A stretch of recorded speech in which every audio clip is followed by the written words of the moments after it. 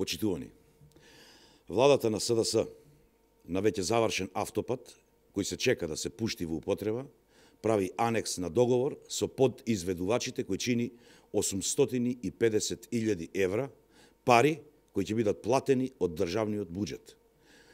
Значи, готов автопат, намерно го одолговлекуваат пред изборите, а граѓаните тоа ќе го платат со 850.000 евра. Скандалозен анекс кој не се однесува на градежни работи, туку на надзор.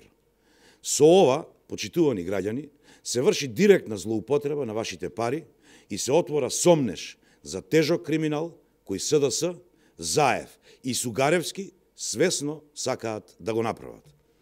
Погледнете ја оваа снимка, каде што директно покажува дека автопатот Демир Капија Смоквица е целосно готов, но владата на СДС и Зоран Заев не го пуштаат во употреба пред избори само затоа што автопатот е изграден во време на ВМРО ДПМНЕ. Според снимката која ја погледнавте, фактичката состојба на терен покажува дека автопатот е готов и подготвен за возење. Но, поради лични хирови на Зоран Заев и на СДС, свесно се одолговлекува неговото пуштање, а граѓаните се принудени да кружат по споредни патишта. Новиот автопат се протега, како што можете да видите, од излезот на Демир Капија преку село Миравци до Смоквица, каде што се поврзува со постојниот автопат.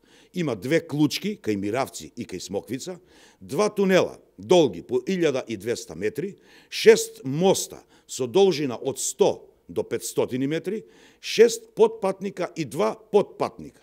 Со неговата изградба на овој автопат, патувањето од Гевгелија до Демир Капија е скратено од 40 на само 15 минути, а инвестицијата изнесуваше 218 милиони евра.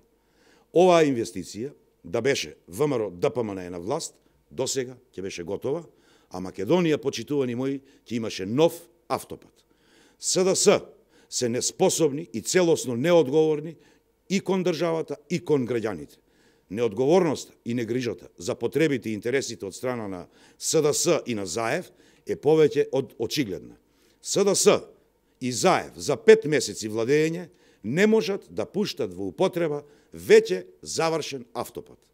Почитувани мои, поради расипничко и криминално владење на СДС, граѓаните на 15 октомври на локалните избори ќе им испорачаат тежок катастрофален пораз на СДС и на Зоран Заев. Ви благодарам.